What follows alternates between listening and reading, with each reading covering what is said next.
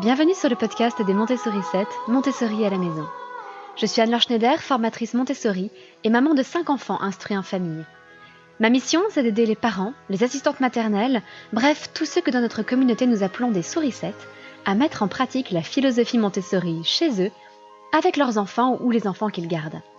Dans ce podcast, nous parlerons donc de pédagogie Montessori, mais aussi de discipline positive, d'instruction en famille, ce que l'on appelle aussi l'école à la maison, de co-schooling et de bien d'autres choses encore. Dans l'épisode du podcast d'aujourd'hui, je voudrais revenir avec vous sur les décrets qui ont été publiés au journal officiel il y a quelques jours et qui viennent nous expliquer comment on va pouvoir dorénavant pratiquer l'instruction en famille.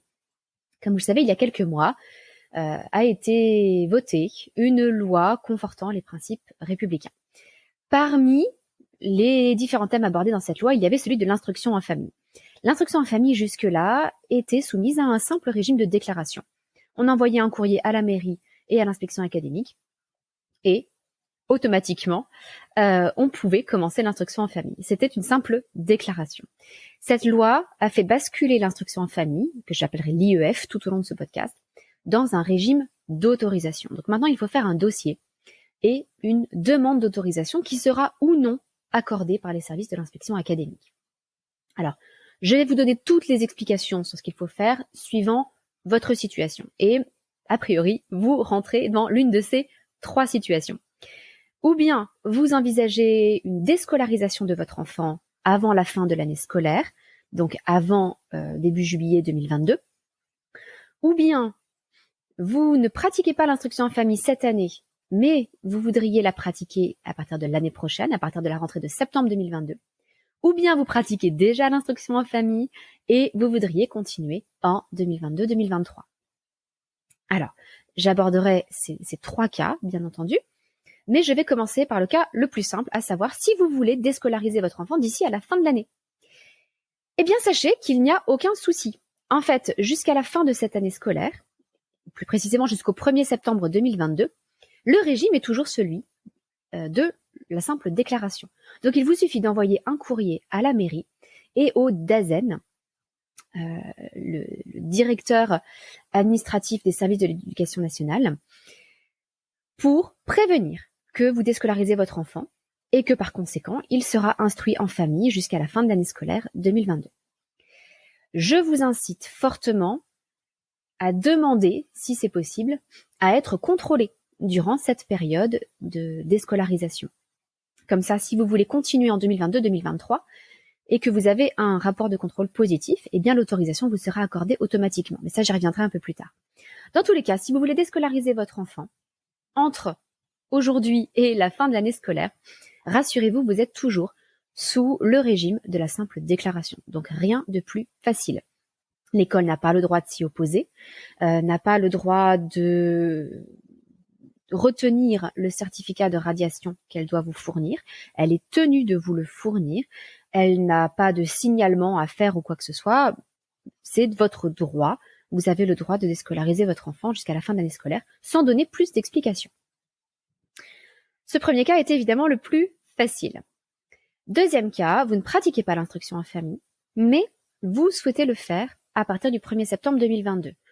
Ou vous pratiquez l'instruction en famille avec certains de vos enfants, mais vous allez avoir un enfant qui va rentrer dans l'obligation scolaire à partir du 1er septembre 2022. Pour cet enfant, ou ces enfants pour qui vous voulez faire l'instruction en famille en démarrant en septembre 2022, vous allez devoir faire une demande d'autorisation et tout un dossier. Alors, à ce niveau-là, il y a plusieurs possibilités.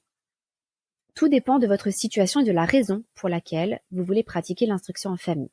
Dans tous les cas, vous aurez un dossier administratif de base à fournir avec un formulaire à remplir, mais qui pour l'instant n'a pas été fourni. C'est-à-dire qu'il n'a pas été mis en ligne pour l'instant, on n'a pas ce formulaire. Vous allez aussi être soumis aux mêmes règles pour tout le monde, c'est-à-dire que ce dossier devra être préparé et envoyé entre le 1er mars et le 31 mai 2022 pour la rentrée de septembre 2022. Il sera toujours possible, je vais vous donner dans quel cas, de faire une demande après cette date du 31 mai, mais il faudra pouvoir prouver que notre situation a changé et qu'on n'était pas au courant avant le 31 mai que notre situation allait changer. Alors, en ce qui concerne les documents pour tout le monde, c'est très simple. Il vous faudra un justificatif, donc à part le formulaire qu'on n'a pas encore, un justificatif d'identité de l'enfant, ainsi que des personnes responsables de l'enfant, donc typiquement ses parents. Un justificatif de domicile et si jamais vous faites appel à un précepteur, par exemple, un répétiteur, quelqu'un qui va faire des cours à la maison à votre enfant, et donc que ce n'est pas vous qui allez assurer l'instruction de votre enfant, il faut aussi un justificatif d'identité de cette personne. Mais sinon, il vous faut simplement justificatif d'identité de l'enfant, des parents et justificatif de domicile. Ensuite, il vous faudra d'autres justificatifs suivant votre situation. Alors, s'il s'agit d'une question d'état de santé de votre enfant, à ce moment-là, il vous faut un certificat médical et ce certificat médical sera transmis sous enveloppe fermée au médecin de l'éducation nationale qui validera l'autorisation. Donc là, normalement, si votre enfant a une pathologie, un handicap, etc., suffisamment grave pour nécessiter un certificat médical, normalement, le médecin chargé de votre enfant, votre médecin de famille, le médecin traitant ou le médecin spécialiste que vous consultez pour cette pathologie ou ce handicap ont l'habitude et devront vous faire un certificat médical sous pli fermé, indiquant que il est préférable pour l'enfant de pratiquer l'instruction en famille. Alors, on me pose beaucoup de questions sur ce cas, le cas de l'état de santé de l'enfant, pour savoir si une phobie scolaire, des troubles du développement, etc., ça pourrait rentrer dedans. Il me paraît un petit peu délicat de faire rentrer les troubles 10, les troubles du spectre autistique, les troubles avec déficit de l'attention, avec ou sans hyperactivité, etc., de faire rentrer tous ces troubles dans la définition d'un état de santé qui justifierait que l'enfant soit instruit en famille. D'autant plus que l'école se revendique comme une école inclusive qui accueille donc tous les élèves, quelle que soit leur différence.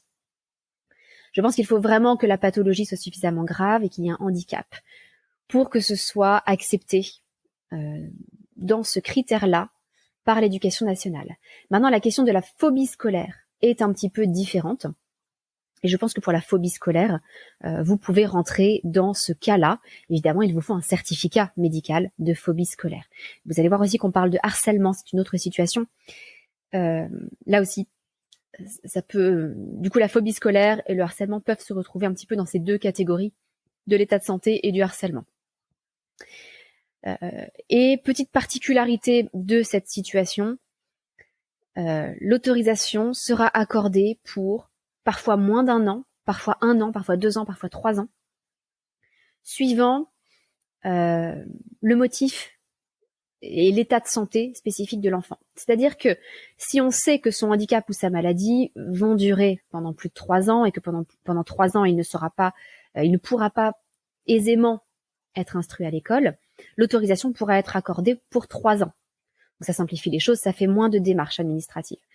Si on sait aussi qu'il souffre d'une maladie qui évolue très vite et qui est susceptible de guérir très vite, on peut très bien vous accorder une autorisation seulement pour 3 mois ou 6 mois. Donc là, tout va dépendre de l'état de santé de l'enfant. Ça, c'est la première situation. Deuxième situation, votre enfant a une pratique sportive ou artistique intensive. Peut-être que votre enfant est un enfant acteur, peut-être qu'il est inscrit à un conservatoire avec un très haut niveau de pratique musicale, peut-être qu'il fait du sport, que c'est un athlète et qu'il a des entraînements extrêmement conséquents. Ça, il va falloir le justifier dans votre dossier de demande d'autorisation. Donc, il faut fournir une attestation d'inscription auprès d'un organisme sportif ou artistique. Ça peut être un conservatoire, ça peut être une école spécialisée, par exemple une école de danse. Ça peut être un centre sportif, toutes sortes d'organismes sportifs. Et il faudra également joindre un emploi du temps de l'enfant. Il va falloir montrer que l'organisation de ses entraînements, de ses cours, bref, de sa pratique sportive ou artistique n'est pas compatible avec l'assiduité en classe. C'est-à-dire que si votre enfant est inscrit au conservatoire mais que sa pratique peut très bien rentrer dans le cadre des cours à horaires aménagés, l'autorisation ne sera probablement pas accordée. Il faut vraiment qu'il y ait une pratique qui soit vraiment intensive, avec des horaires qui du coup sont incompatibles avec le suivi d'une scolarité classique à l'école. N'hésitez pas à joindre peut-être un courrier également, ça n'est pas précisé, mais je pense que ça peut être utile, joindre un courrier des professeurs de votre enfant, je veux dire des entraîneurs sportifs, professeurs de musique, de théâtre, etc., pour expliquer également que il y a les cours, il y a les entraînements avec eux, mais qu'il y a aussi une pratique qui doit être requise à la maison ou de façon individuelle. C'est-à-dire qu'on attend évidemment d'un enfant musicien au conservatoire non seulement qu'il assiste aux cours, mais qu'il pratique un certain nombre d'heures chaque jour. Même chose pour le sport, la danse, le théâtre, etc. Donc ça peut être un complément, c'est-à-dire expliquer, apporter un justificatif à travers le courrier de ces enseignants, de ces entraîneurs, et expliquer comment vous organisez ça dans l'emploi du temps de l'enfant et mettez en évidence que ça n'est pas compatible avec les horaires scolaires. Alors, ça, c'était le deuxième cas. Le troisième cas, c'est les difficultés géographiques. C'est-à-dire que ou bien votre famille est itinérante, ou bien vous vivez trop loin d'un établissement scolaire.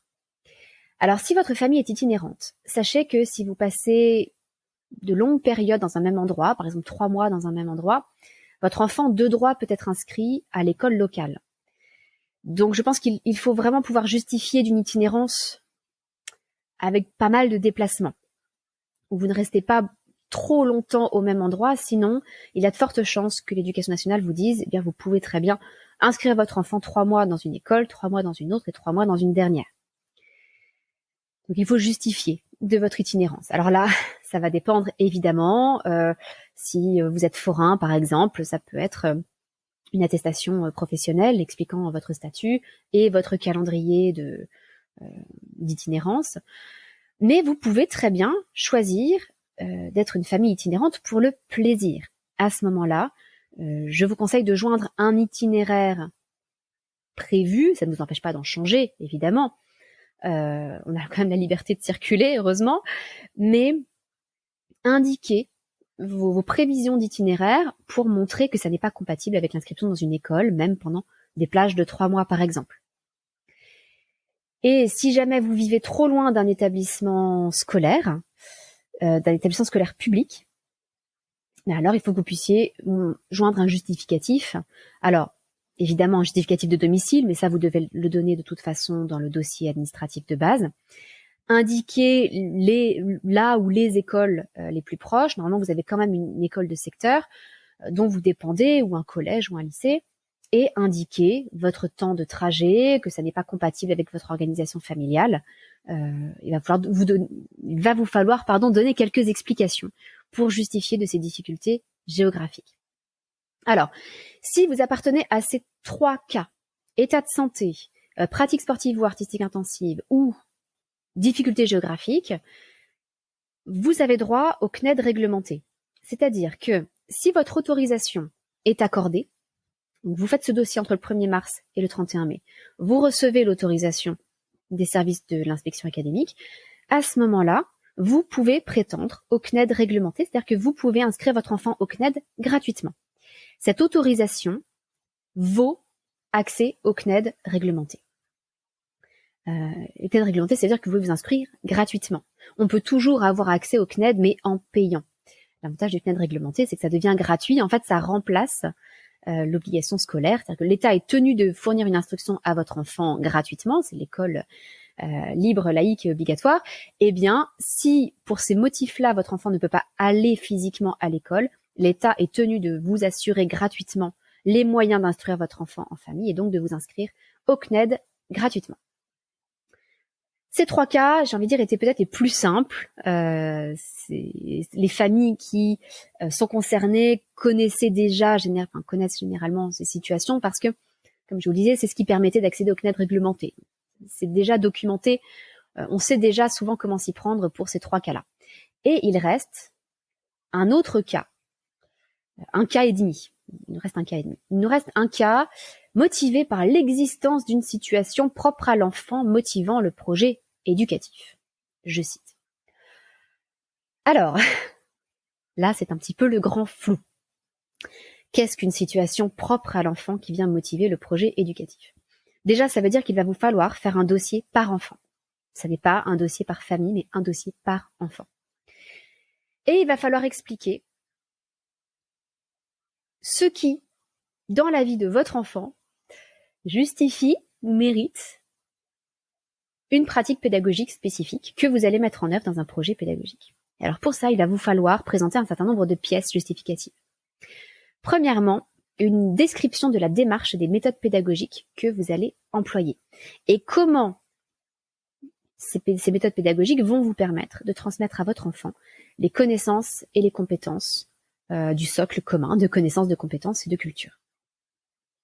Donc ça, c'est une espèce de courrier pédagogique vraiment détaillé, d'expliquer comment vous comptez faire les choses et quelle est la progression que vous allez suivre dans différents domaines. Il y a 5 grands domaines dans le socle commun de connaissances, de compétences et de culture. Je vous invite à les consulter sur le site Eduscol, qui est le site officiel de l'Éducation nationale, qui présente les programmes et les attendus de chaque cycle. Et à travers tous les cycles, vous allez retrouver ces mêmes 5 grands domaines du socle. Donc il va falloir que vous abordiez dans ce courrier pédagogique la façon dont vous allez enseigner à votre enfant dans ces 5 grands domaines. Deuxièmement, il va vous falloir présenter les ressources et les supports éducatifs utilisés. Les livres, les manuels, les cours en ligne, peut-être que vous avez un support spécifique pour les langues étrangères, voilà, tout ce que vous allez pouvoir utiliser. Si vous avez un abonnement à Mel-Science, par exemple, à des box d'apprentissage, tout ça, ça peut rentrer en ligne de compte dans les ressources et supports éducatifs utilisés. Je vous invite évidemment aussi à mentionner les abonnements à la bibliothèque, les sorties culturelles que vous prévoyez si vous avez un abonnement pour un musée, etc. Troisièmement, vous allez devoir joindre l'organisation du temps de l'enfant avec le rythme et la durée des activités. Et je vous incite à rendre cet emploi du temps aussi rigoureux et aussi complet que possible. C'est-à-dire que même si en instruction en famille, on sait qu'on est beaucoup plus efficace qu'en école, parce qu'on n'a pas de discipline à faire, les apprentissages vont beaucoup plus vite parce qu'ils sont individualisés, ça peut être effrayant pour l'Éducation nationale de voir un emploi du temps sur lequel ne figure que 2 heures de travail scolaire chaque jour. Donc essayez de vraiment montrer comment toutes les activités de vos enfants, que ce soit une balade en forêt ou une activité extrascolaire, s'intègrent dans les apprentissages du socle commun. Si vous prévoyez de passer un temps en extérieur, par exemple, chaque semaine, le lundi après-midi, ne présentez pas ça comme de la détente, mais présentez ça comme un temps de sciences naturelles, sur le terrain. Essayez vraiment d'adopter le point de vue de l'inspection. Et en particulier, si vous choisissez l'unschooling ou les apprentissages informels, essayez de présenter les choses de façon aussi rigoureuse que possible et en vous pliant autant que possible au format, au formalisme de l'Éducation nationale.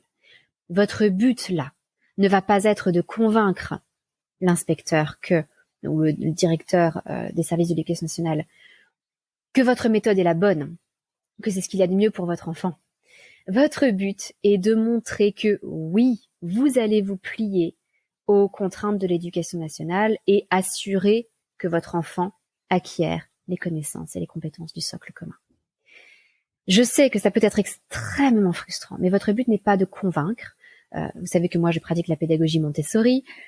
Mon but n'a jamais été de convaincre les inspecteurs que la pédagogie Montessori était la meilleure pédagogie du monde. Non.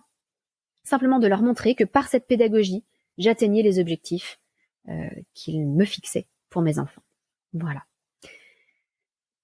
Alors, bien évidemment, tout ça, je vais aider les familles que j'accompagne. J'accompagne actuellement à peu près 80 familles auprès de qui j'assure ce genre de suivi.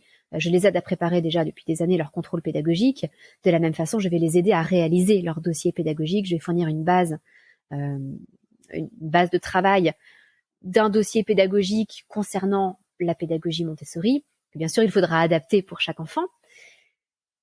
Derrière, je ne pourrais malheureusement pas, je préfère prévenir tout de suite dans le cadre de ce podcast, assurer un suivi individuel pour des familles qui me contactent comme ça et qui veulent un coup de main via Facebook, Instagram ou par mail. Vous vous rendez bien compte que ça prend beaucoup de temps. Et donc, ma priorité est d'assurer ce service et ce suivi pour les familles qui sont membres de l'accompagnement des Montessori 7 et pour lesquelles, en revanche, je ne compterai pas mon temps. Mais mon but est qu'elles puissent continuer à pratiquer l'instruction en famille si elles le souhaitent, dans de bonnes conditions. Donc pour tout cela, description de la démarche et des méthodes pédagogiques, les ressources et supports éducatifs utilisés, l'organisation du temps de l'enfant. J'apporterai toute mon assistance aux familles que j'accompagne. Je relirai, si elles le souhaitent, leur dossier pédagogique avant qu'elles l'envoient et je leur fournirai une base de travail. Maintenant qu'on a ces décrets, je vais pouvoir préparer un dossier pédagogique de base. Autre élément, si jamais on décide de s'inscrire à un cours par correspondance, il faut préciser de quel cours par correspondance il s'agit. Et normalement, les cours par correspondance devraient vous envoyer un projet pédagogique, un descriptif des cours, etc. Donc ça peut vous faciliter la tâche. Si votre enfant est inscrit à un cours pédagogique, contactez-les pour l'année prochaine, pour septembre 2022, contactez-les pour qu'ils vous aident à réaliser ce dossier pédagogique en vous fournissant les éléments au sujet de leur cours.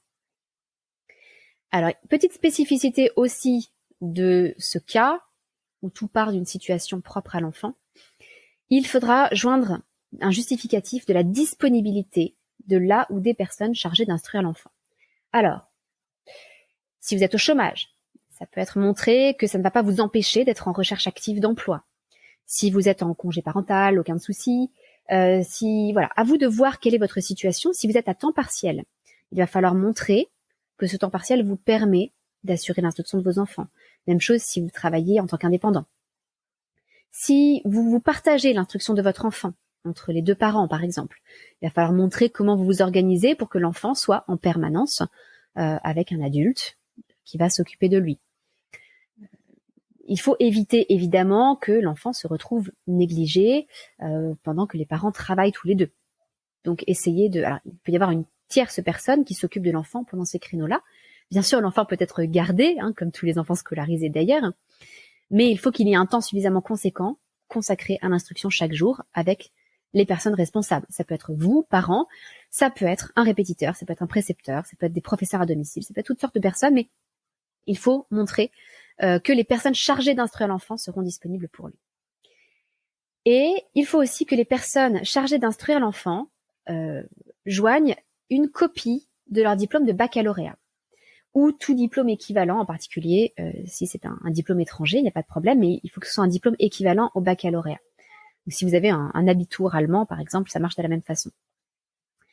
Alors, si vous n'avez pas le baccalauréat, malheureusement, ou un équivalent, malheureusement, il n'est plus possible, à partir de septembre 2022, d'assurer l'instruction de votre enfant lorsque vous n'appartenez pas aux 3 premiers cas que j'ai mentionnés, lorsque ça part uniquement d'une situation propre à l'enfant. Alors, petite précision tout de même.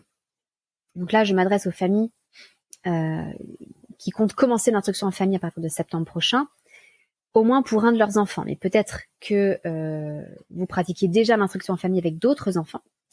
Sachez que si vous avez pratiqué l'IEF pendant 2 années complètes avec des rapports d'inspection positifs, vous pouvez demander une validation des acquis de l'expérience. Alors, on n'a pas encore tellement les détails sur la façon dont ça va se passer, mais vous allez pouvoir demander une validation des acquis de l'expérience.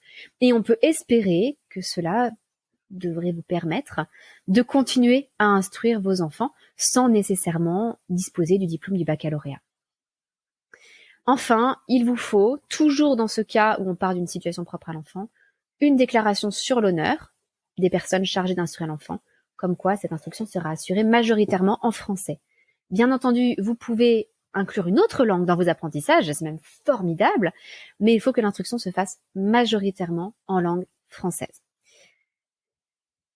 Alors, dans tout ça, je récapitule, une description de la démarche et des méthodes pédagogiques, les ressources et supports éducatifs utilisés, l'organisation du temps de l'enfant, éventuellement l'identité des cours par correspondance utilisés, les justificatifs de la disponibilité des personnes qui instruisent l'enfant, une copie du baccalauréat pour les personnes qui instruisent l'enfant, et enfin une déclaration sur l'honneur comme quoi l'instruction sera donnée majoritairement en langue française. Tout ça doit vraiment s'inscrire dans l'idée que ce que vous faites est motivé par l'existence d'une situation propre à l'enfant. Donc essayez toujours de ramener ça à l'intérêt supérieur de l'enfant et à ce qui est mieux pour lui. Typiquement, si votre enfant a des troubles 10, expliquez comment la pédagogie que vous choisissez est plus adaptée et l'une des plus adaptées pour ces troubles 10. Et comment du coup votre enfant sera mieux pris en charge à la maison qu'il ne le serait à l'école. Idem si votre enfant a un TDA, un TSA, utilisez cela et montrez comment vous prenez ça en compte dans vos choix pédagogiques. Peut-être que dans l'intérêt supérieur de l'enfant, ça peut aussi être pour le meilleur respect de son rythme naturel, de son rythme de développement, de pouvoir, par exemple, adapter les apprentissages en avançant beaucoup plus vite en français et de prendre son temps en mathématiques, etc. Je pense par exemple à certains de mes enfants qui ont eu des otites séreuses à répétition et qui ont souffert de problèmes d'audition pendant quelque temps. Rien de grave, mais ça a créé chez eux un petit retard de langage. Utilisez ce genre de choses. Justifiez que oui, votre enfant a un petit retard de langage et que donc vous souhaitez pour autant ne pas le pénaliser en calcul, en histoire, en sciences naturelles, etc., le permettre d'avancer, tout en travaillant plus spécifiquement le français, en y consacrant plus de temps, etc., pour que l'enfant rattrape son retard dans ce domaine. Donc si votre enfant est un petit peu hétérogène dans différentes matières, profitez-en. C'est un argument pour faire l'instruction en famille. Alors je sais que c'est un peu paradoxal, c'est très frustrant aussi. En fait, on nous pousse à aller chercher ce qui va mal chez nos enfants pour en faire des arguments pour faire l'instruction en famille. Si votre enfant a un haut potentiel ou que vous soupçonnez un haut potentiel, il peut être intéressant de faire un test de QI.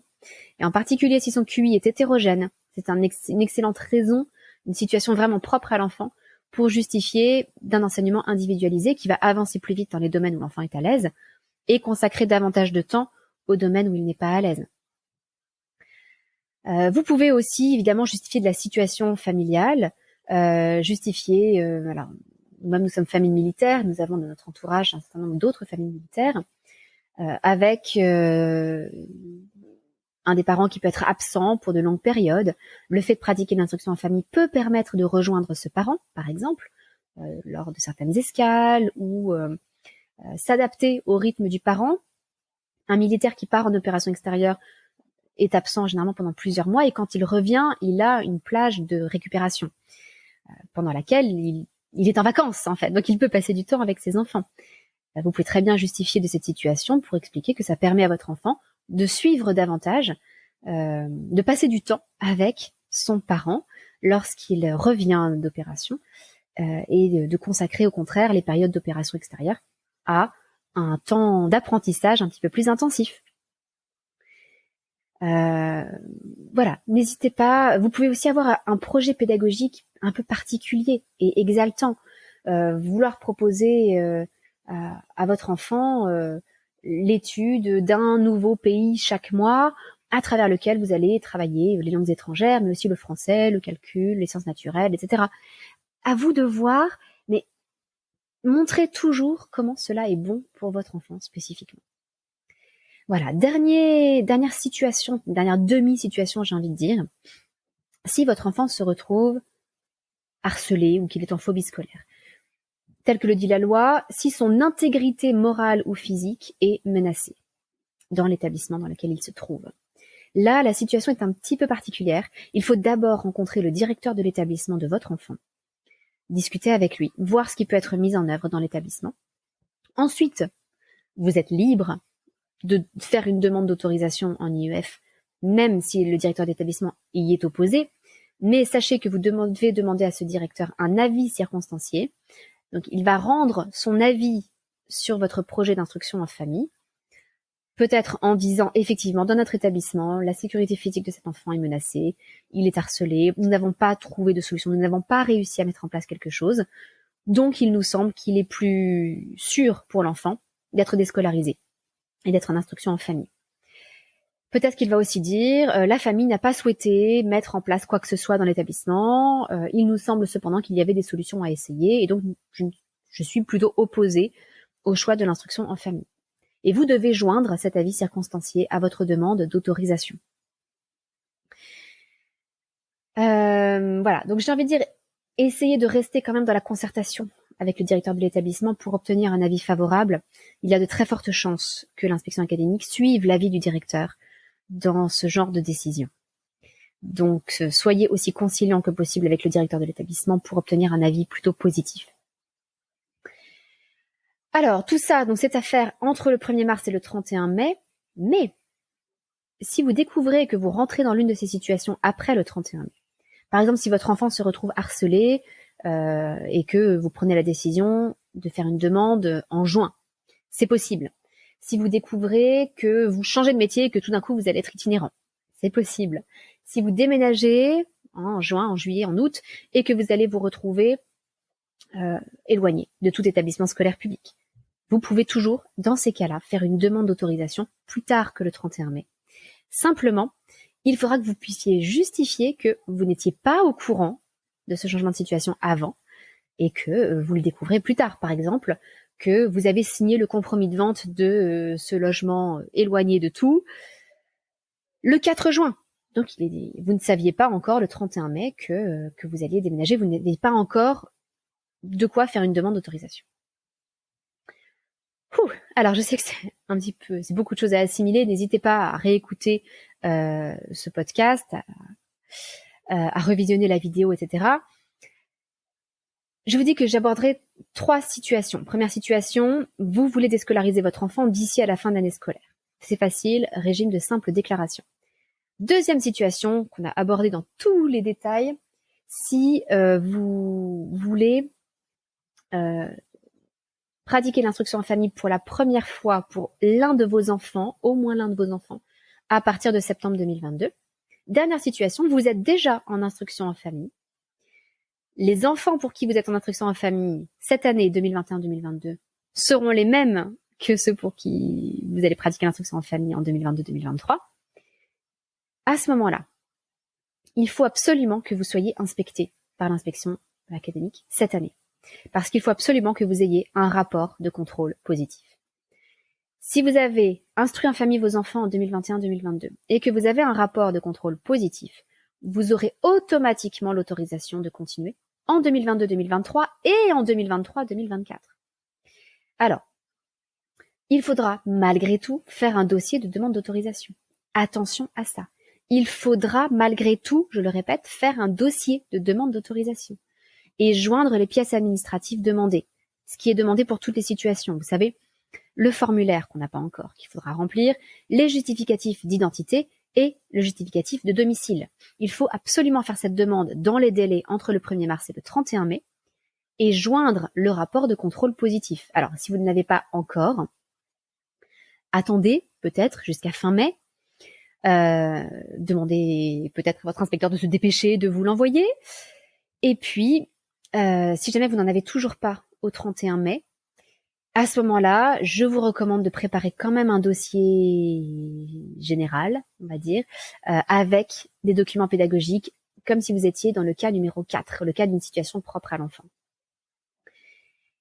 Et si vous n'avez toujours pas de date d'inspection, là, à la date à laquelle sort ce podcast, donc le 22 février, insistez, contactez votre inspection. Il faut absolument qu'il vous contrôle. C'est le seul moyen pour vous d'obtenir automatiquement une autorisation pour les 2 années à venir. C'est quand même trop bête.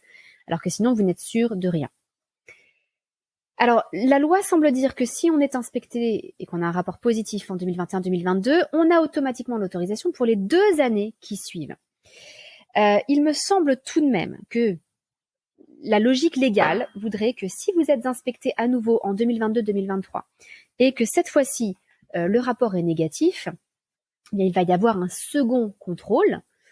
Et si ce second contrôle est toujours négatif, vous risquez de devoir rescolariser vos enfants. Donc, je pense qu'il ne faut pas considérer qu'une autorisation, qu'un rapport positif en 2021-2022 vous laisse totalement tranquille pour les 2 années à venir. Il faut quand même que vos inspections aient un rapport positif derrière. Et puis, à partir de septembre 2024, vous devrez rentrer dans les mêmes critères que les familles qui démarrent l'IEF à partir de septembre 2022. Il faudra faire un dossier complet. Voilà donc toutes les situations. Alors, quelques petites précisions. À partir du moment où vous avez envoyé votre dossier, peut-être qu'il y aura des pièces manquantes. L'inspection, alors il faut envoyer le dossier au DAZEN, le directeur administratif des services de l'éducation nationale. Vous trouverez l'adresse du DAZEN sur Internet, du DAZEN du secteur dont vous dépendez. Il peut vous réclamer des pièces supplémentaires. Il faudra les envoyer dans le délai qu'il vous indique. Ce sera moins de 15 jours de toute façon. Et ensuite, le DAZEN a 2 mois pour vous répondre. Si au bout de 2 mois, il ne vous a pas répondu, vous avez automatiquement votre autorisation. Ça, c'est une bonne nouvelle. Ça, c'est la règle pour tous les courriers administratifs, en fait. Si vous n'avez pas d'avis contraire, si vous n'avez pas de refus d'autorisation sous 2 mois, eh bien, vous avez normalement automatiquement votre autorisation. Donc, faites bien l'envoi de votre dossier en recommandé avec accusé de réception. Ça vous permettra de justifier que ça fait plus de 2 mois et que vous n'avez pas de réponse, donc ça vaut une réponse positive. Il faudra quand même qu'ils vous envoient quelque chose, donc n'hésitez pas à les contacter pour obtenir le papier de l'autorisation. Ça vous simplifiera un certain nombre de démarches administratives. Maintenant, si votre dossier est refusé, si on vous refuse l'autorisation, vous avez un recours possible. C'est un recours devant une commission qui va réunir le recteur d'académie, 2 inspecteurs de l'éducation nationale, un inspecteur d'académie et un inspecteur classique. Un inspecteur d'académie ou un inspecteur pédagogique régional et puis un inspecteur classique. Un médecin. Alors le médecin aura évidemment surtout pour rôle de traiter les cas liés au premier motif, le motif lié à l'état de santé de l'enfant, puisque seul le médecin est habilité à ouvrir les enveloppes fermées avec les certificats médicaux et à consulter le dossier médical de l'enfant. Donc le médecin aura surtout pour but de traiter ces cas-là. Et puis il y aura aussi un conseiller technique de service social. Donc là, je pense qu'il y aura davantage pour but de vérifier que les conditions d'instruction sont bonnes et de vérifier qu'il ne s'agit pas pour les 2 parents de travailler à temps plein aux horaires scolaires classiques et que l'enfant n'a pas à se retrouver négligé à la maison, bien entendu. Alors, cette commission a 1 mois au maximum pour se réunir et donner une réponse. Et la réponse devra être notifiée dans les 5 jours qui suivent la réunion. Donc au pire, en 1 mois et 5 jours, vous aurez votre réponse. Alors c'est un petit peu compliqué tout de même, parce que vous voyez que si vous envoyez votre dossier au 31 mai, c'est-à-dire la dernière date possible, et qu'il vous envoie une réponse négative quasiment 2 mois après, mais pas tout à fait 2 mois après, donc fin juillet, eh bien, vous risquez d'avoir le recours administratif qui n'aboutit que début septembre. Donc, c'est quand même un petit peu compliqué. Voilà, donc, comment vous pouvez faire pour pratiquer l'instruction en famille cette année ou l'année prochaine. Dernière petite précision, à partir de septembre 2022, c'est l'académie qui se charge de toutes les démarches administratives vis-à-vis des mairies. Donc, à partir du moment où vous avez votre demande d'autorisation, vous n'avez plus à prévenir votre mairie. Idem, si vous déménagez, vous n'avez plus à prévenir votre mairie. Il faut simplement prévenir l'académie. Si vous prévenez le DAZEN, lui-même va se charger de prévenir, si vous changez d'académie, la nouvelle académie, et si vous changez de ville, la nouvelle mairie. Donc, vous n'avez qu'une seule démarche à faire et un seul contact, le DAZEN, les services du DAZEN. Et une chose que je n'ai pas précisée dans les cas de harcèlement, c'est que si vous faites une demande d'autorisation parce que vous considérez que l'intégrité physique ou morale de votre enfant est menacée à l'école, au collège, au lycée où il est, vous avez le droit de pratiquer l'instruction en famille le temps d'avoir une réponse de l'inspection. Vous avez le droit de ne pas attendre et de déscolariser votre enfant. En revanche, évidemment, si vous avez une réponse négative, vous devrez alors scolariser votre enfant. Voilà, j'espère que c'était suffisamment clair, que maintenant vous savez comment vous y prendre. Je mets les liens vers les décrets dans les notes de cet épisode. N'hésitez pas aussi, si vous souhaitez un suivi plus personnalisé, à rejoindre l'accompagnement des Montessori 7, où il y a tous les documents juridiques, je fais tous les modèles de courrier, tout est à la disposition des familles que j'accompagne pour leur faciliter la vie et que, encore une fois, qu'elles puissent pratiquer l'instruction en famille de façon aussi positive que possible, dans les meilleures conditions possibles. Donc n'hésitez pas, si vous voulez vous aussi vous sentir soutenu et accompagné, l'accompagnement des Montessori 7 est là pour ça. Vous trouverez tous les liens dans les notes de cet épisode. Je vous souhaite bon courage et une belle pratique de l'IEF et je vous dis à très bientôt.